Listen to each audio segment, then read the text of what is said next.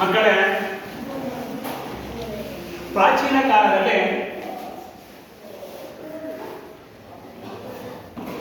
ಅನೇಕ ನಾವು ಜೀವರಾಶಿಗಳನ್ನ ಕಂಡಿದ್ದು. ಆ ಜೀವರಾಶಿಗಳಲ್ಲಿ ಅತಿ ಶ್ರೇಷ್ಠ ಜೀವರಾಶಿ ಪ್ರಾಣಿ ಯಾವ್ದಪ್ಪ ಅಂದ್ರೆ ಮಂಗ. ಯಾವುದು? ಆ ಮಂಗ ತನ್ನ ದಿನನಿತ್ಯದ ಜೀವನದಲ್ಲಿ ಆಹಾರವನ್ನು ಹುಡುಕಿಕೊಂಡು ಮರಗಳಿಂದ ಮರಕ್ಕೆ ಜಿಗಿತಾ ಓಡಾಡ್ಕೊಂಡೆ ಆಹಾರವನ್ನು ಹುಡುಕಿ ತಿಂತಾ ಇತ್ತು. ಕಾಲಾಂತರದಲ್ಲಿ ಆ ಮಂಗ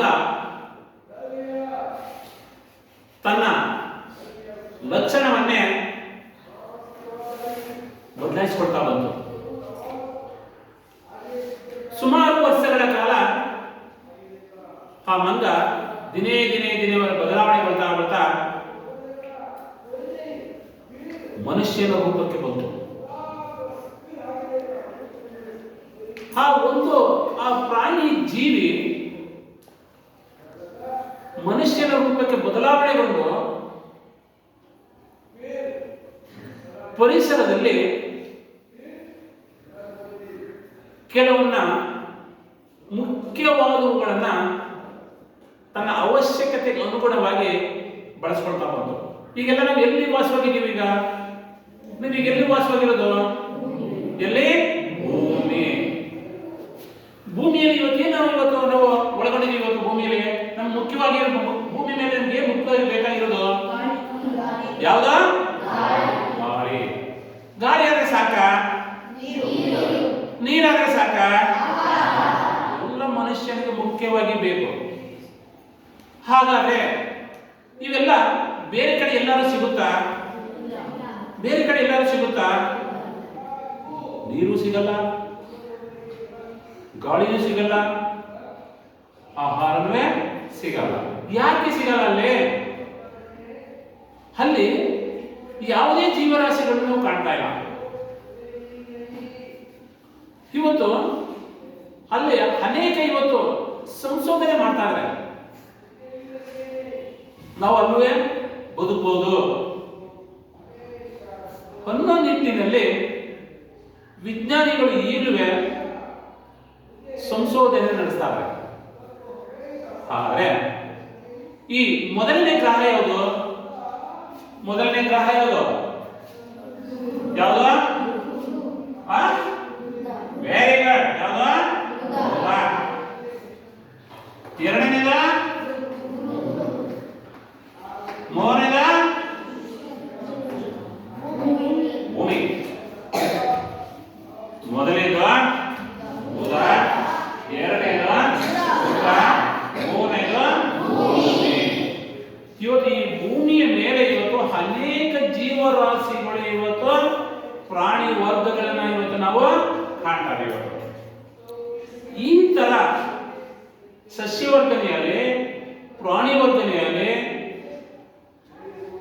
ಕ್ರಿಮಿಕೀಟಗಳಲ್ಲಿ ಯಾವುದೇ ಗ್ರಹದಲ್ಲಿ ನಾವು ಕಾಣಕ್ಕೆ ಸಾಧ್ಯವಿಲ್ಲ.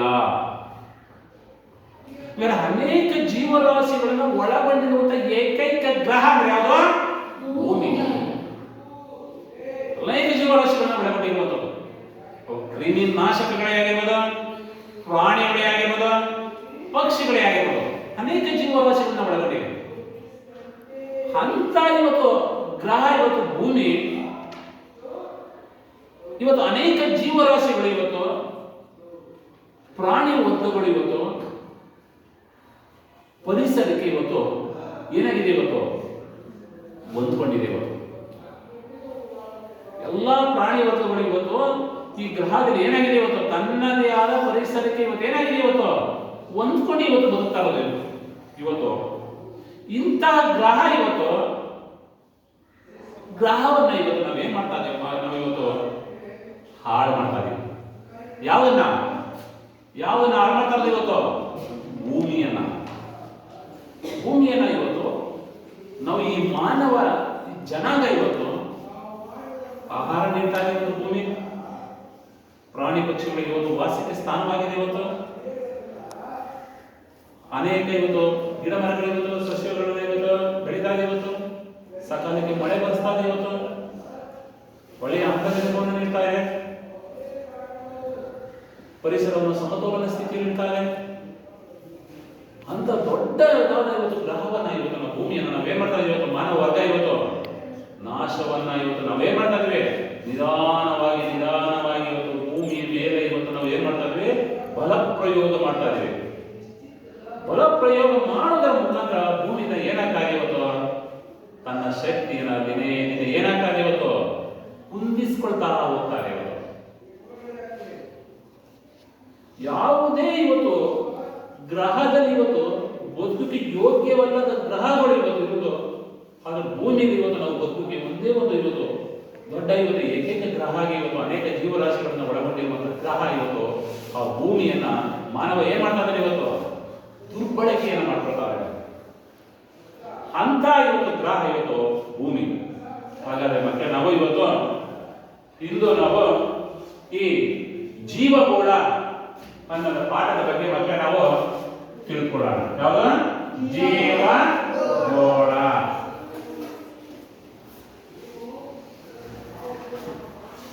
ಈ ಜೀವಗೋಳ ಏನು? ಅನೇಕ ಜೀವರಾಶಿಗಳನ್ನ ಇವತ್ತು ಒಳಗೊಂಡಿರುವಂಥದ್ದು. ಯಾವುದು? ಅನೇಕ ಇವತ್ತು ಜೀವರಾಶಿಗಳನ್ನ ಇವತ್ತು ಒಳಗೊಂಡಿರುವಂಥದ್ದು. ಯಾವುದು? ಭೂಮಿ. ಹಾಗೆ ಇವತ್ತು ಈ ಭೂಮಿ ಪ್ರಾಕೃತಿಕ ಇವತ್ತು ಪರಿಸರವನ್ನ ಸಮತೋಲನ ಸ್ಥಿತಿಯಲ್ಲಿ ಇರುವುದಕ್ಕೆ ಇವತ್ತು ಹೊರಹೊಮ್ಮಿರುವಂತಹ ಗ್ರಹ ಇವತ್ತು ಭೂಮಿ. ಪ್ರಾಣಿಗಳನ್ನ ಸಂತತಿಯನ್ನು ಇವತ್ತು ವೃದ್ಧಿಸುವುದೇ ಇವತ್ತು ಏನಿವತ್ತು ಯಾವುದು? ಭೂಮಿ. ಯಾಕೆ? ಗಿಡ ಮರಗಳು ಇವತ್ತು ಯಾವ ಮೇಲೆ ಇದೆ? ಇವತ್ತು ಯಾವ್ದು ಮೇಲೆ ಇವತ್ತು ಗಿಡ ಮರಗಳು ಭೂಮಿ ಮೇಲೆ ಇರ್ತಾರೆ. ಇವತ್ತು ಗಿಡ ಮರಗಳನ್ನ ಇವತ್ತು ವಾಸಸ್ಥಾನ ಇರೋದೇ ಇವತ್ತು ಭೂಮಿ ಮೇಲೆ. ಆ ಗಿಡಗಳು ಇವತ್ತು ಬದುಕಿರೋದೇ ಭೂಮಿ ಮೇಲೆ. ಪ್ರಾಣಿಗಳು ಬದುಕಿರೋದು ಯಾವ್ದಿದೆ? ಇವತ್ತು ಗಿಡಗಳಿಂದ. ಇವತ್ತು ಯಾಕೆ? ಆಹಾರ ಸಿಗ್ತಾ ಇದೆ, ಅವು ಮಲಗೋಕೆ ಇವತ್ತು ವಾಸಸ್ಥಾನವಾಗಿದೆ. ಇವತ್ತು ಕ್ರಿಮಿ ಕೀಟಗಳು, ಪ್ರಾಣಿಗಳು ಇವತ್ತೆಲ್ಲ ಏನಾಗಿದೆ? ಇವತ್ತು ವಾಸಸ್ಥಾನ ಇವತ್ತು ಆಗಿರುವಂಥದ್ದು. ಅಂತ ಇವತ್ತು ಸೌಹಾರ್ದಯುತವಾದಂತಹ ಇವತ್ತು ಆ ಪರಿಸರವನ್ನ ಇವತ್ತು ನೈಸರ್ಗಿಕ ಪರಿಸರವನ್ನ ಇವತ್ತು ಒಂದು ಮಾನವ ಒಂದು ಜೀವಿ ದಿನೇ ದಿನೇ ಏನ್ ಮಾಡ್ತಾ ಇದ್ದಾನೆ? ನಾಶ ಮಾಡ್ತಾ ಹೋಗ್ತಾನೆ. ಹಾಗಾದ್ರೆ ಮಾನವ ಒಂದು ಜೀವಿ ಈ ಭೂಮಿಯ ಮೇಲೆ ಇವತ್ತು ದುರ್ಬಳಕೆ ಮಾಡುವುದರಿಂದ ಇವತ್ತು ಅನೇಕ ಜೀವರಾಶಿಗಳಿಗೆ ಸಂತತಿಗಳಿಗೆ ಇವತ್ತು ಹಾನಿಯಾಗ್ತದೆ. ತುಂಬಾ ಹಾನಿಯಾಗುವ ಸಾಧ್ಯತೆ ಬಹಳ ಏನಾಗ್ತದೆ? ಇವತ್ತು ಹೆಚ್ಚಾಗ್ತದೆ. ಪರಿಸರ ಇವತ್ತು ಸಮತೋಲನ ಸ್ಥಿತಿಯಲ್ಲಿ ಇಲ್ಲೇ ಇದ್ರೆ, ಸಮತೋಲನ ಸ್ಥಿತಿ ಇದ್ರೆ ಯಾವುದೇ ಸಮಸ್ಯೆಗಳು ಇರಲ್ಲ. ಸಮತೋಲನ ಸ್ಥಿತಿ ಇಲ್ಲದೆ ಹೋದ್ರೆ ಒಂದು ಜೀವ ವರ್ಗ ಜಾಸ್ತಿ ಆದ್ರೆ ಇನ್ನೊಂದು ಜೀವ ವರ್ಗ ಸಂತತಿ ಕಡಿಮೆ ಆಗ್ತಾ ಹೋಗ್ತದೆ. ಈಗ ಭೂಮಿ ಮೇಲೆ ಮಾನವ ಜನಾಂಗ ಜಾಸ್ತಿ ಆಗ್ತಾರೆ. ಮಾನವ ಜನಾಂಗ ಜಾಸ್ತಿ ಆಗ್ತಾ ಇರೋದ್ರಿಂದ ಪರಿಸರ ಏನಾಗ್ತದೆ? ಇವತ್ತು ಅಸಮತೋಲನ ಆಗ್ತದೆ. ಯಾಕೆ? ಕಾಡುಗಳೆಲ್ಲ ಏನ್ ಮಾಡ್ತಾರೆ? ಇವತ್ತು ಕಡಿತಾ ಇದ್ದಾನೆ, ನಾಶ ಮಾಡ್ತಾ ಇದ್ದಾನೆ. ಪ್ರಾಣಿಗಳ ಸಂತತಿ ಏನಾಗ್ತಾ ಇದೆ? ಕಡಿಮೆ ಆಗ್ತದೆ. ಯಾಕೆ? ಪ್ರಾಣಿಗಳು ಎಲ್ಲಿ ಸಿಕ್ಕ ಹೊಡೆದಿ ಸಾಯಿಸ್ಬಿಡ್ತಾರೆ. ಅದಕ್ಕೆ ವಾಸಸ್ಥಾನ ಇರಲ್ಲ. ಇದರಿಂದ ಇವತ್ತು ಏನಾಗ್ತದೆ? ಒಂದು ರೀತಿ ಅಸಮತೋಲನ ಏನಾಗ್ತದೆ? ಇವತ್ತು ಉಂಟಾಗ್ತದೆ. ಹಾಗೆ ಇವತ್ತು ನಾವು ಸುತ್ತಮುತ್ತ ಇವತ್ತು ಪರಿಸರದಲ್ಲಿ ನಾವು ಅನೇಕ ಬದಲಾವಣೆಯನ್ನ ಕಾಣುವಂಥದ್ದೇ ಇವತ್ತು ಪರಿಸರ ಮಾಲಿನ್ಯ. ಏನ್ ಇವತ್ತು ಸುತ್ತಮುತ್ತ ಏನ್ ಪರಿಸರ ಇವತ್ತು ಬದಲಾವಣೆ ಆಗ್ತಾರೆ? ಇರುವಂತ ಕಾಡನ್ನ ಕಡಿದು ಕೈಗಾರಿಕೆಯನ್ನು ಕಳಿಸ್ತಾ ಇದ್ದಾರೆ. ಇರುವಂತ ವ್ಯವಸಾಯಕ್ಕೆ ಯೋಗ್ಯವಾದಂತ ಭೂಮಿಯನ್ನ ಇವತ್ತು ಇಟ್ಕೊಂಡು ಏರ್ಪೋರ್ಟ್ ಕಳಿಸ್ತಾ ಇದ್ದಾರೆ, ವಿಮಾನ ನಿಲ್ದಾಣ ಕಳಿಸ್ತಾ ಇದ್ದಾರೆ. ವ್ಯವಸಾಯಕ್ಕೆ ಯೋಗ್ಯವಂತ ಭೂಮಿಯನ್ನು ತಗೊಂಡು ರಸ್ತೆಗಳ ಅಗಲೀಕರಣ ಮಾಡ್ತಾ ಇದ್ದಾರೆ. ನಗರಗಳು ದಿನೇ ದಿನೇ ಏನಾಗ್ತದೆ?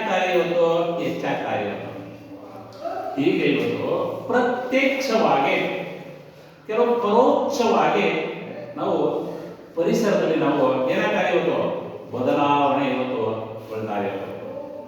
ಹೀಗೆ ಪ್ರತ್ಯಕ್ಷವಾಗಿ ಇವತ್ತು ಪರೋಕ್ಷವಾಗಿ ಇವತ್ತು ನಾವು ಪರಿಸರದಲ್ಲಿ ಇವತ್ತು ನಾವು ಅನೇಕ ಇವತ್ತು ನಾವು ಬದಲಾವಣೆಗಳನ್ನ ಇವತ್ತು ಕಾಣ್ತಾ ಇರೋದ್ರಿಂದ ಇವತ್ತು ಪ್ರಾಣಿಗಳಿಗೆ, ಮಾನವ ಜನಾಂಗಕ್ಕೆ, ಭೂಮಿಗೆ ಹೆಚ್ಚು ಇವತ್ತು ಒತ್ತಡವನ್ನ ಇವತ್ತು ಹಾಕ್ತಾ ಇದೆ. ಯಾವ ರೀತಿ ಇವತ್ತು ಒತ್ತಡವನ್ನ ಹಾಕ್ತಾರೆ ಇವತ್ತು? ಏನು ಅವ್ರಿಗೆ ಒತ್ತಡ ಯಾಕೆ ಇವತ್ತು ಹಾಕ್ತಾರೆ ಇವತ್ತು ಪರಿಸರದಲ್ಲಿ? ಏನು ಇವತ್ತು ಒಂದು ಗಂಭೀರ ಸಮಸ್ಯೆ ಯಾಕೆ ಆಗ್ತಾರೆಪ್ಪ ಅಂತಂದ್ರೆ, ಒಂದೇದು ಯಾಕೆ ಕೈಗಾರಿಕೀಕರಣ. ಒಂದೇದು ಯಾವ್ದು? ಕೈಗಾರಿಕೀಕರಣ. ಎರಡನೇದು ನಗರೀಕರಣ. ಮೂರನೇದು ಸಂಪನ್ಮೂಲಗಳ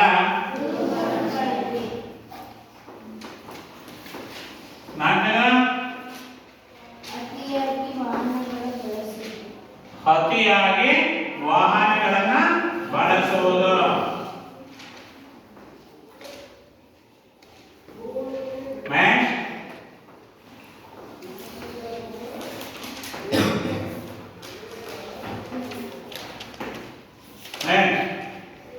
ಒಂದು ಕೈಗಾರಿಕೀಕರಣ ಆಯ್ತು, ನಗರೀಕರಣ ಆಯ್ತು, ಸಂಪನ್ಮೂಲಗಳ ದುರ್ಬಳಕೆ ಆಯ್ತು, ಅತಿಯಾಗಿ ವಾಹನಗಳನ್ನ ಬಳಸುವಂಥದ್ದು.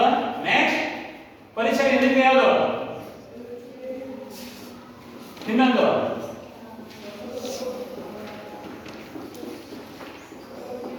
ಗಾಳಿಗೆ. ಇವೆಲ್ಲ ಏನಾಗ್ತದೆಯಪ್ಪ ಅಂದ್ರೆ ಇವತ್ತು ಈ ಪರಿಸರದಲ್ಲಿ ಇವತ್ತು ಬಹಳ ದೊಡ್ಡ ಸಮಸ್ಯೆಗಳಾಗಿ ಇವತ್ತು ಹೊರಹೊಮ್ಮುವಂಥದ್ದು. ಆದ್ರೆ ಇವತ್ತು ಈ ಗಂಭೀರ ಸಮಸ್ಯೆಗಳಿಗೆ ಒಂದು ಮಾನವ ನಿರ್ಮಿತ ಸಮಸ್ಯೆ, ಇನ್ನೊಂದು ಪ್ರಾಕೃತಿಕ ಸಮಸ್ಯೆ. ಪ್ರಾಕೃತಿಕ ಸಮಸ್ಯೆ ಒಂದು ಇದರಲ್ಲಿ ಸಮಸ್ಯೆಗಳಲ್ಲಿ ಒಂದು ಮಾನವ ನಿರ್ಮಿತ ಸಮಸ್ಯೆ, ಎರಡನೇದು ಪ್ರಾಕೃತಿಕ.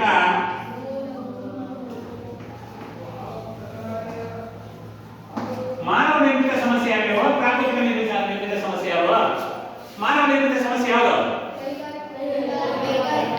ಕೈಗಾರಿಕೆ. ಮಾನವ ನಾವೇ ಇವತ್ತು ಕೈಗಾರಿಕೆಗಳನ್ನ ಸ್ಥಾಪನೆ ಮಾಡ್ತಾರೆ. ಯಾರು? ನಾವೇ. ಹಾಗಾದ್ರೆ ಪರಿಸರ ಮಾಲಿನ್ಯ ಉಂಟಾಗ್ತಾ ಇರೋದು ಯಾವ್ದ್ರಿಂದ? ನಮ್ಮಿಂದಲೇ. ಇದು ಮಾನವ ನಿರ್ಮಿತ ಸಮಸ್ಯೆ.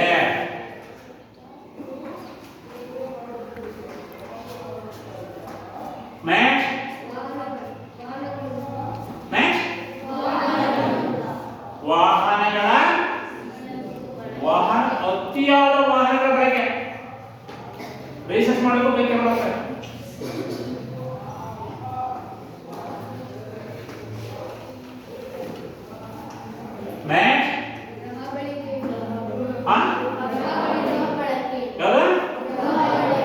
ಗ್ರಹ ಬಳಕೆ.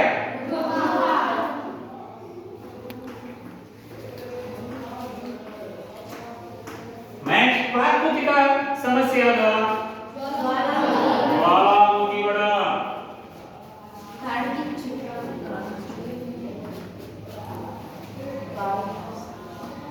ಕಾಡ್ಗಿಚ್ಚು.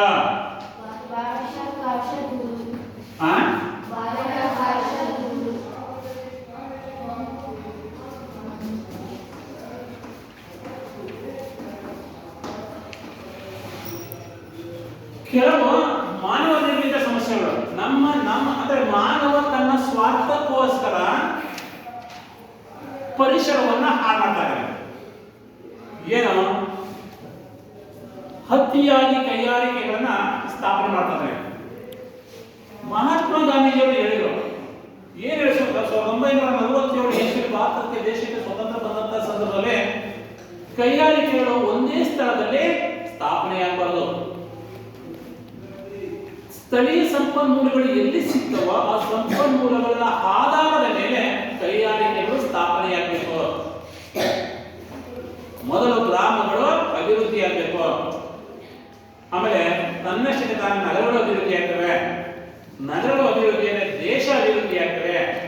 ಅದಕ್ಕೆ ಗ್ರಾಮದ ಕಡೆಗೆ ಹೆಚ್ಚು ಒತ್ತನ್ನು ಕೊಡಿ ಅಂತ ಮಹಾತ್ಮ ಗಾಂಧೀಜಿಗಳು ಹೇಳಿದರು. ಆದ್ರೆ ಅತಿಯಾಗಿ ಕೈಗಾರಿಕೆಗಳು ಸ್ಥಾಪನೆ ಆಗ್ಬಾರ್ದು. ಇಲ್ಲಪ್ಪ ಅಂದ್ರೆ ನಗರಗಳಲ್ಲೇ ನಗರೀಕರಣ ಏನಾಗ್ತದೆ, ದಿನೇ ದಿನೇ ಹೆಚ್ಚಾಗ್ತದೆ. ಈ ಕಡೆ ತುಮಕೂರು ದಾಬಸ್ಪೇಟೆಯವರು ಬೆಂಗಳೂರು ಹಬ್ಬಿದೆ, ಈ ಕಡೆ ಚಿಕ್ಕಬಳ್ಳಾಪುರವರೆಗೂ ಬೆಂಗಳೂರು ಹಬ್ಬಿದೆ, ಈ ಕಡೆ ಹೊಸೂರವರೆಗೂ ಬೆಂಗಳೂರು ಹಬ್ಬಿದೆ, ಮಂಡ್ಯ ಕಡೆ ಬಿಡದಿವರೆಗೂ ಬೆಂಗಳೂರು ಹಬ್ಬಿದೆ.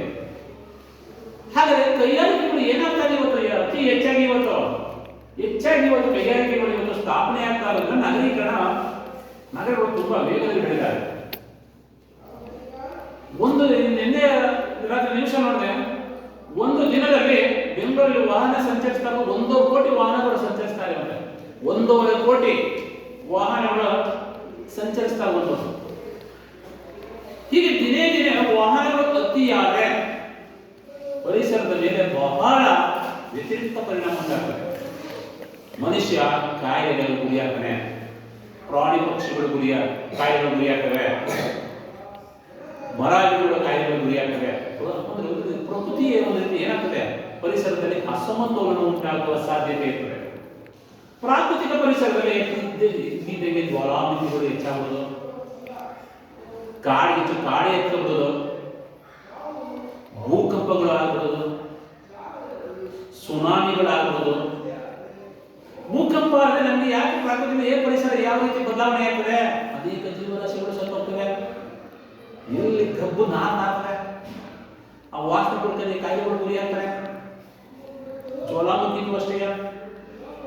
ಇವೆಲ್ಲ ಇವತ್ತು ಏನಾಗ್ತಾರೆ ಅಂದ್ರೆ ಪರಿಸರದ ಮೇಲೆ ಅನೇಕ ಇವತ್ತು ಏನಾಗ್ತಾರೆ, ಇವತ್ತು ಬದಲಾವಣೆಗಳನ್ನ ಕಾಣ್ತಾರೆ. ಹಾಗಾಗಿ ಇವತ್ತು ಈ ಮಾಲಿನ್ಯದಲ್ಲಿ ಇವತ್ತು ಅಂದ್ರೆ ಒಂದು ಪ್ರಾಕೃತಿಕ ಪರಿಸರದಲ್ಲಿ ಏನಾಗ್ತದೆ, ಕೆಲವು ವಿಷಯುಕ್ತ ಸಮಸ್ಯೆಗಳು ಉಂಟಾಗ್ತವೆ. ಏನು, ಬಾಹ್ಯಾಕಾಶದಲ್ಲಿ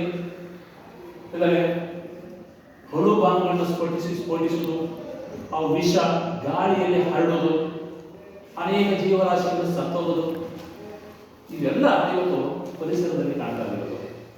ಹಾಗೆ ಇವತ್ತು ಈ ಮಾಲಿನ್ಯದಲ್ಲಿ ಇವತ್ತು 3 ವಿಧ. ಒಂದು ಜಲ ಮಾಲಿನ್ಯ, ಒಂದು ಯಾವುದು ಜಲ ಮಾಲಿನ್ಯ, ಮತ್ತೊಂದು ವಾಯು ಮಾಲಿನ್ಯ, ಮೂರನೇದು ಮಣ್ಣಿನ ಮಾಲಿನ್ಯ.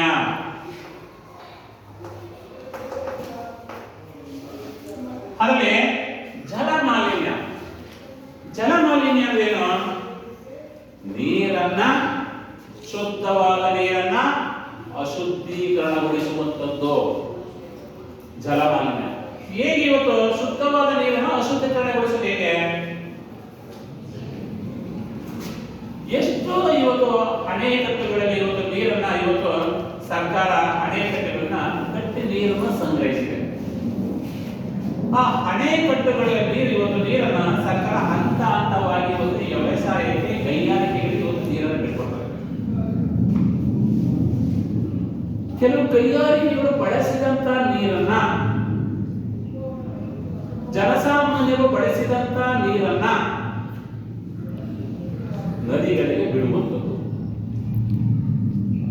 ನದಿಗಳಲ್ಲಿ ವಾಸಿಸುವಂತಹ ಕೆಲವು ಜಲಚರ ಪ್ರಾಣಿಗಳು, ನದಿಗಳಲ್ಲಿ ವಾಸಿಸುವ ಪ್ರಾಣಿಗಳು ವಾಸಿಸ್ತಾನೆ. ಆ ಜಲಚರ ಪ್ರಾಣಿಗಳು ವಿಷಯುಕ್ತ ನೀರನ್ನ ಕುಡಿದು ಸಾವನ್ನಪ್ಪುವ ಸ್ಥಿತಿ ಇರ್ತದೆ. ಆ ವಿಷಯುಕ್ತ ನೀರನ್ನ ನಾವು ವ್ಯವಸಾಯಕ್ಕೆ ಬಳಸಿ ತರಕಾರಿಗಳನ್ನ ಇವತ್ತು ನಾವು ಬೆಳೆದು ನಾವು ಮಾನವನ ಆಹಾರ ವಸ್ತುವನ್ನಾಗಿ ಉಪಯೋಗಿಸಿ ನಾವು ಕಾಯಿಲೆಗೆ ಗುರಿಯಾಗುವ ಸಾಧ್ಯತೆ ಇರುತ್ತೆ. ಬರೀ ಕೈಗಾರಿಕೆಗಳಿಂದ ಮಾತ್ರ ಆಗುತ್ತಾ? ಇಲ್ಲ, ಮಣ್ಣಿನ ಸವೆತದಿಂದಲೇ ಆಗ್ತದೆ. ಈ ರೀತಿ ಇವತ್ತು ನೀರನ್ನ ಇವತ್ತು ಮಲಿನ ಉಳಿಸ್ತಾ ಹೋದರೆ ಮುಂದೆ ಮುಂದಿನ ದಿನಗಳಲ್ಲಿ ಶುದ್ಧವಾದ ನೀರನ್ನು ನಾವು ಕಾಣಲಿಕ್ಕೆ ಬಹಳ ಕಡಿಮೆ. ಹಾಗೆ ಇವತ್ತು ಈ ಈ ಜಲಮಾಲಿನ್ಯದಿಂದ ಭೂಮಿಯ ಮೇಲೆ ಇವತ್ತು ವಾಸಿಸುವಂತ ಜೀವರಾಶಿಗಳ ಮೇಲೆ, ಆಸ್ತಿ ಪಾಸ್ತಿಗಳ ಮೇಲೆ ಬಹಳ ಹಾನಿಯಾಗುವ ಸಾಧ್ಯತೆ ಬಹಳ ಹೆಚ್ಚು. ಈಗ ಉದಾಹರಣೆ, ಉತ್ತರ ಭಾರತದಲ್ಲಿ ಗಂಗಾ ನದಿ ಮುಖಜ ಭೂಮಿ ಪ್ರದೇಶದಲ್ಲಿ ಹೆಚ್ಚು ಕೈಗಾರಿಕೆಗಳು ಇವತ್ತು ಸ್ಥಾಪನೆಯಾಗಿದೆ. ಕೈಗಾರಿಕೆಗಳು ಬಳಸಿದಂತ ನೀರನ್ನ ಇವತ್ತು ಗಂಗಾ ನದಿಗೆ ಇವತ್ತು ಹರಿದು ಹೋಗ್ತಾ ಇದೆ. ಆ ಗಂಗಾ ನದಿಯಲ್ಲಿ ಕೆಳಭಾಗದಲ್ಲಿ ವಾಸಿಸುವಂತಹ ಜನಸಾಮಾನ್ಯರು, ಪ್ರಾಣಿ ಪಕ್ಷಿಗಳು ಆ ನೀರನ್ನು ಇವತ್ತು ಉಪಯೋಗಿಸ್ತಾ ಇದ್ದಾರೆ. ಇವತ್ತು ಕಾಯಿಲೆಗಳಿಗೆ ಗುರಿಯಾಗುವ ಸಾಧ್ಯತೆ ಇರ್ತದೆ. ಯಾಕಪ್ಪ ಅಂದ್ರೆ ಅನೇಕ ಇವತ್ತು ಬ್ಯಾಕ್ಟೀರಿಯಾಗಳು ಇವತ್ತು ನೀರಿನಲ್ಲಿ ಇವತ್ತು ವಾಸ ಮಾಡ್ತಾ ಇದೆ. ಅದನ್ನು ನಾವು ನೀರನ್ನು ಉಪಯೋಗಿಸಿ ಕಾಯಿಲೆಗೆ ಗುರಿಯಾಗುವ ಸಾಧ್ಯತೆ ಬಹಳ ಇರ್ತದೆ. ಅಂದ್ರೆ ಶುದ್ಧವಾದ ನೀರನ್ನ ಅಶುದ್ಧಗೊಳಿಸುವಂತವ್ರು ಯಾರು? ಮಾನವರೇ. ಈ ಸಮಸ್ಯೆ ಏನಂದ್ರೆ ಮಾನವ ನಿರ್ಮಿತ ಸಮಸ್ಯೆ. ಈ ರೀತಿಯಾಗಿ ಇವತ್ತು ಕೆಲವು ಸಮಸ್ಯೆಗಳನ್ನ ನಾವು ಈ ಕೈಗಾರಿಕೆಗಳನ್ನ ಇವತ್ತು ನಾವು ಸ್ಥಾಪಿಸಿ ಇವತ್ತು ಅನೇಕ ಸಮಸ್ಯೆಗಳನ್ನ ಇವತ್ತು ನಾವು ಮೈ ಮೇಲೆ ಇವತ್ತು ನಾವು ಜಲಕೊಳ್ತಾ ಇದ್ದೀವಿ. ಹಾಗಾದ್ರೆ ಇದನ್ನ ತಡೆಗಟ್ಟೋದು ಹೇಗೆ? ಆಮೇಲೆ ಇನ್ನೊಂದು ಮಾಡ್ತೇವೆ, ಕೆಲವು ತ್ಯಾಜ್ಯ ವಸ್ತುಗಳನ್ನ ನಾವು ನೀರೊಳಗೆ ಹಾಕ್ತೇವೆ. ವಾಹನಗಳನ್ನ ಇವತ್ತು ನೀರಲ್ಲಿ ತೊಳಿತೀವಿ. ಕಸ ಕಡ್ಡಿಗಳನ್ನ ಇವತ್ತು ನೀರೊಳಗೆ ಹಾಕ್ತೇವೆ. ಮನುಷ್ಯನ ಸತ್ತಿರುವಂತ ಮೂಳೆಗಳನ್ನ ತಗೊಂಡು ನೀರೊಳಗೆ ಹಾಕ್ತೇವೆ. ಅನೇಕ ಸಾಂಕ್ರಾಮಿಕ ರೋಗಗಳು ಏನಾಗ್ತವೆ ಇವತ್ತು ನೀರಲ್ಲಿ ಸೇರ್ಕೊಳ್ತವೆ. ನಾವು ಆಗ ಕಾಯಿಲೆಗೆ ಗುರಿಯಾಗುವ ಸಾಧ್ಯತೆ ಇರ್ತದೆ. ಆಮೇಲೆ ಚರಂಡಿ ನೀರು ಹೋಗಿ ಸೇರ್ಕೊಳ್ತವೆ. ಈಗ ಮೀನುಗಳಿರ್ಬೋದು, ತಿಮ್ಮಿಂಗಿರ್ಬೋದು, ಆ ನೀರಿನಲ್ಲಿ ವಾಸಿಸುವಂತ ಕೆಲವು ಹಾವುಗಳಿರ್ಬೋದು, ಕೆಲವು ಜಲಚರ ಪ್ರಾಣಿಗಳಿರ್ಬೋದು, ಅವೆಲ್ಲ ನಾಶವಾಗುವ ಸಾಧ್ಯತೆ ಬಹಳ ಬಹಳ ಹೆಚ್ಚು. ಹಾಗಾದರೆ ಈ ಜಲಮಾಲಿನ್ಯವನ್ನು ಹೇಗೆ ತಡೆಗಟ್ಟುವುದು? ಇವಿಷ್ಟೆಲ್ಲ ಹಾನಿಕಾರಕ ಅಂತ ಗೊತ್ತಾಗುತ್ತೆ. ಜಲಮಾಲಿನ್ಯ ತಡೆಗಟ್ಟುವುದು ಹೇಗೆ? ಕೆಲವು ಪ್ಲಾಸ್ಟಿಕ್ ವಸ್ತುಗಳನ್ನ ನೀರೊಳಗಡೆ ಹಾಕಬಾರದು. ಅವನ ಒಂದು ಕಡೆ ಸಂಗ್ರಹಿಸಿ ಬೆಂಕಿಯಲ್ಲಿ ಹಾಕಿ ಸುಡಬೇಕು. ಚರಂಡಿ ನೀರು ಯಾವುದಾದ್ರು ಒಂದು ಗುಂಡಿ ಇಂಗುವಂತೆ ಮಾಡುವುದು. ಇದನ್ನ ಸೇವನೆ ಮಾಡಿದ್ರೆ ಕ್ಷಯ ರೋಗಗಳು, ಕಾಲರ, ಆಮಸಂಖ್ಯೆ, ಈ ಕಾಯಿಲೆಗಳು ಬರುವ ಸಾಧ್ಯತೆ ಬಹಳ ಹೆಚ್ಚು. ಆದರೆ ಇತ್ತೀಚಿನ ದಿನಗಳಲ್ಲಿ ಪ್ಲಾಸ್ಟಿಕ್ ವಸ್ತುವನ್ನು ಅದಕ್ಕೆ ಬಳಸಬೇಡಿ ಅಂತ ಹೇಳ್ತಾರೆ. ಅವು ಅನೇಕ ರೋಗಗಳಿಗೆ, ಈ ಸೊಳ್ಳೆಗಳಿಗೆ ವಾಸಸ್ಥಾನವಾಗುವಂಥದ್ದು. ಅದು ಕೊಳೆಯಲ್ಲ ಯಾವುದೇ ಕಾರಣಕ್ಕೆ. ಇವೆಲ್ಲ ಇವತ್ತು ನೀರಿನಲ್ಲಿ ಇವತ್ತು ಸೇರ್ಪಡ್ತಾ ಇರೋದ್ರಿಂದ ಮನುಷ್ಯನಿಗೆ ಬಹಳ ಮುಂದಿನ ದಿನಗಳಲ್ಲಿ ಅನೇಕ ಕಾಯಿಲೆಗಳಿಗೆ ಗುರಿಯಾಗುವ ಸಾಧ್ಯತೆ ಬಹಳ ಇರುವುದರಿಂದ ಅದಕ್ಕೆ ಏನ್ ಮಾಡ್ತಾರೆ, ಜಲಮಾಲಿನ್ಯವನ್ನ ತಡೆಗಟ್ಟುವಂಥದ್ದು. ನೆಕ್ಸ್ಟ್, ವಾಯುಮಾಲಿನ್ಯ. ವಾಯುಮಾಲಿನ್ಯ ಅಂದ್ರೆ ಏನು? WHO ವರ್ಲ್ಡ್ ಹೆಲ್ತ್ ಆರ್ಗನೈಸೇಷನ್ ಈ ವಾಯುಮಾಲಿನ್ಯವನ್ನ ತಡೆಗಟ್ಟುವುದಕ್ಕೆ ಅನೇಕ ಕ್ರಮಗಳನ್ನ ಕೈಗೊಳ್ಳುವುದು. ಏನಿವತ್ತು ಮಾನವ ಒಂದು ಜನಾಂಗ ಭೂಮಿಯ ಮೇಲೆ ಇವತ್ತು ಅತಿ ಪ್ರಯೋಗ ಮಾಡುವುದರಿಂದ ವಾಯುಮಾಲಿನ್ಯ ಉಂಟಾಗ್ತದೆ. ಏನು? ದೇಶದಲ್ಲೆಲ್ಲ ಹಸಿರು ಕ್ರಾಂತಿಯನ್ನು ಮಾಡ್ತಾರೆ. ಹಸಿರು ಕ್ರಾಂತಿ ಅಂದ್ರೆ ಏನು? ಹಸಿರು ಕ್ರಾಂತಿ ಅಂತ ಯಾವ್ದು ಕರೀತಾರೆ? ಹಸಿರು ಕ್ರಾಂತಿ. ಹಸಿರು ಕ್ರಾಂತಿ ಅಂದ್ರೆ ಏನು? ಭೂಮಿಯ ಮೇಲೆ ಗಿಡ ಮರಗಳನ್ನ ಬೆಳೆಸುವಂಥದ್ದು, ಭೂಮಿಯ ಮೇಲೆ ವ್ಯವಸಾಯ ಮಾಡಿ ಪಾಳು ಬಿಡದೆ ಇರುವಂಥದ್ದು, ಎಲ್ಲಾ ಭೂಮಿಯು ಹಸಿರಾಗಿರುವಂಥದ್ದು. ಕೆಲವು ಗೊಬ್ಬರಗಳು ಇರಬೇಕು, ವ್ಯವಸಾಯಕ್ಕೂ ಒಳಪಡಿಸಿರ್ಬೇಕು. ಈ ವ್ಯವಸಾಯಕ್ಕೆ ಒಳಪಡಿಸುವಂತ ಭೂಮಿಯಲ್ಲಿ ಏನಾಗ್ತಾನೆ ಇವತ್ತು ನಾವು ಸಾವಯವ ಗೊಬ್ಬರವನ್ನ ಇವತ್ತು ಕಡಿಮೆ ಆಗ್ತಾ ಇದ್ದೀವಿ. ಸಾವಯವ ಗೊಬ್ಬರ ಅಂದ್ರೆ ಯಾವುದು? ರಾಸಾಯನಿಕ ಗೊಬ್ಬರ. ಸಾವಯವ ಗೊಬ್ಬರ ಅಂದ್ರೆ ಏನು? ಸಾವಯವ ಗೊಬ್ಬರ ಅಂದ್ರೆ ಯಾವುದು? ರಾಸಾಯನಿಕ ಗೊಬ್ಬರ ಅಂದ್ರೆ ಯಾವುದು? ಹೇಳಮ್ಮ. ಸಾವಯವ ಗೊಬ್ಬರ ಅಂದ್ರೆ ರಾಸಾಯನಿಕ ಗೊಬ್ಬರ ಅಂದ್ರೆ ನೀನೆಯ ಸಾವಯವ ಗೊಬ್ಬರ ಅಂದ್ರೆ ನೀನೆಯ ಹೇಳ್ಮೇಲೆ ಸಾವಯವ ಗೊಬ್ಬರ ರಾಸಾಯನಿಕ ಗೊಬ್ಬರ ಏನೇನು?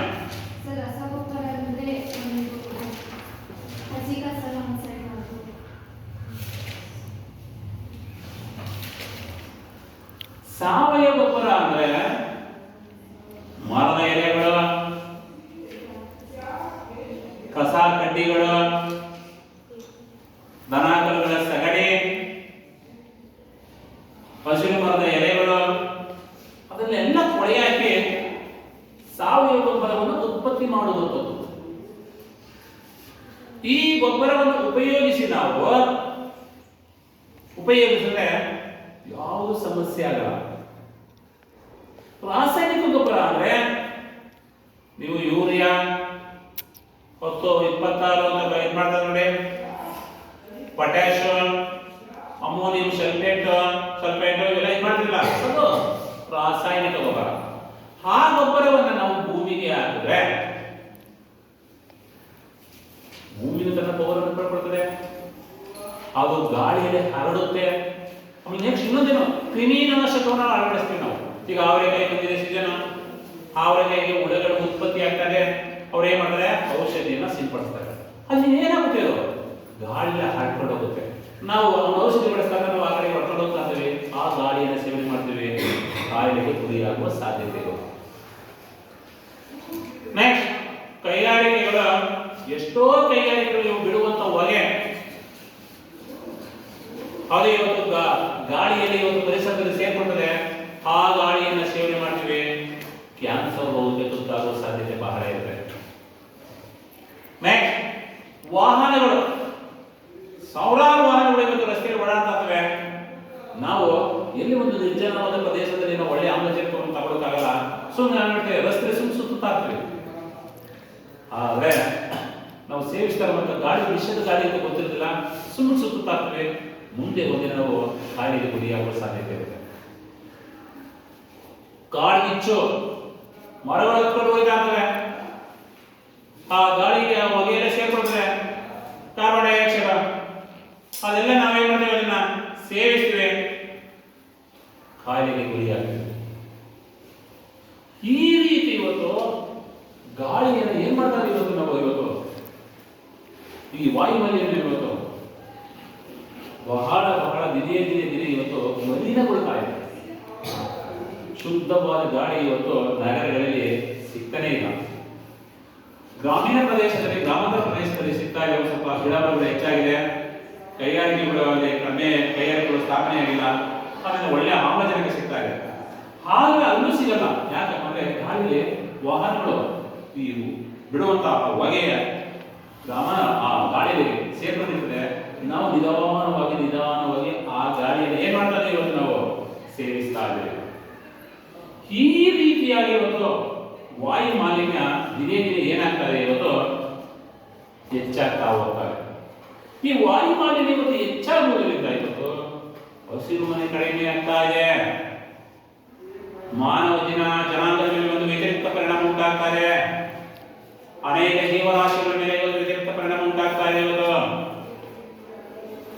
ಓಜನ್ ಪದರ ಕ್ಷೀಣಿಸ್ತಾ ಇದೆ. ಇವತ್ತು ಗಿಡ ಮರಗಳೇ ಇರುವುದಿಲ್ಲ, ಸೂರ್ಯನ ಶಾಖ ಜಾಸ್ತಿ ಆಗುತ್ತೆ, ಓಜನ್ ಪದರ ದಿನೇ ಸವಿತಾ ಬರ್ತದೆ. ಅತಿ ನೇರಳೆ ಬಣ್ಣ ಇವತ್ತು ಮೈ ಮೇಲೆ ಬಿದ್ದಂತಹ ಸಂದರ್ಭದಲ್ಲಿ ನಾವು ಆ ನೇರಳೆ ಬಣ್ಣ ಅತಿ ಉಷ್ಣಾಂಶ ಅದು ಏನಾಗುತ್ತೆ, ನಮ್ಮ ಕಾಯಿಲೆಗೆ ಗುರಿಯಾಗಿ ನಾವು ಸಾವನ್ನಪ್ಪುವ ಸಾಧ್ಯತೆ ಬಹಳ ಹೆಚ್ಚಾಗಿರುತ್ತೆ. ಅದ್ರ ಜೊತೆಗೆ ಇನ್ನೊಂದೇನಪ್ಪ ಅಂದ್ರೆ, ಕೆಲವು ಮುಂದುವರಿದ ರಾಷ್ಟ್ರಗಳು ಅಣುಶಕ್ತಿಯನ್ನು ಬಳಸ್ತಾರೆ. ಅಣುಶಕ್ತಿ ಏನು? ಜಲಜನಕ ಬಾಂಬುಗಳು ಬೇರೊಂದು ರಾಷ್ಟ್ರಗಳ ಮೇಲೆ ಅತಿಕ್ರಮಣ ಮಾಡುವಂಥದ್ದು, ಆ ರಾಷ್ಟ್ರವನ್ನ ಇವತ್ತು ವಶಪಡಿಸಿಕೊಳ್ಳಬೇಕು. ಈ ತರ ಅನುಭವ ಎಲ್ಲೋ ಸ್ಫೋಟಿಸಿದ್ರೆ, ಡೆಲ್ಲಿಯಲ್ಲಿ ಸ್ಫೋಟಿಸಿದ್ರೆ ಕರ್ನಾಟಕ ದೊಡ್ಡ ಹಿಂಗೆ ಗಾಳಿ ಬರ್ತಾ ಇರ್ತದೆ.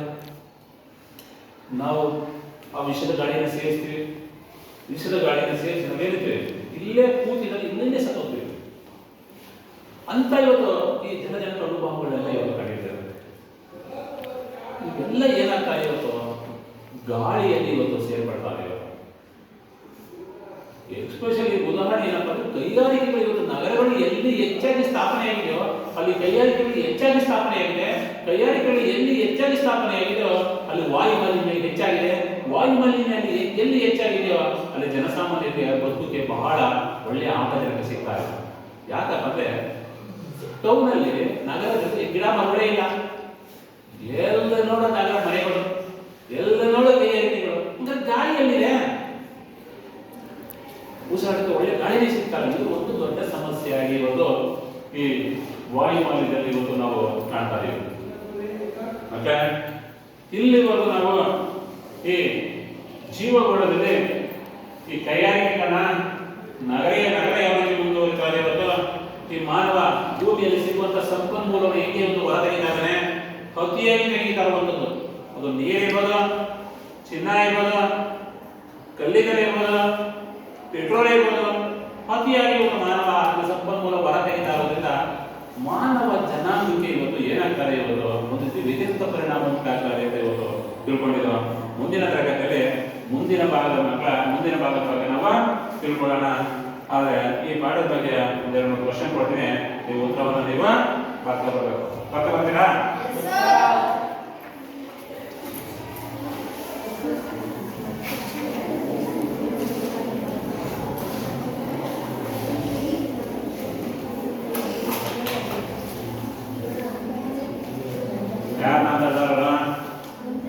ಒಂದು ಪರಿಸರ ಎಂದರೆ ಏನು?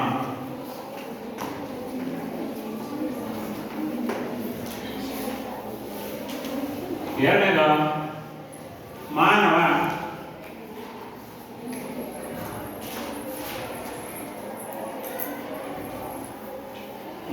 ನಿರ್ಮಿತ ಸಮಸ್ಯೆಗಳು ಯಾವ್ಯಾವು?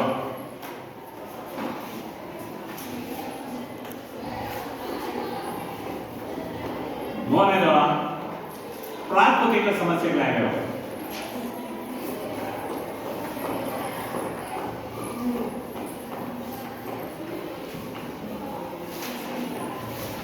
ಬರ್ತಾ ಬರ್ಬೇಕು, ಕೆಲಸ ಇದೆಯಾ?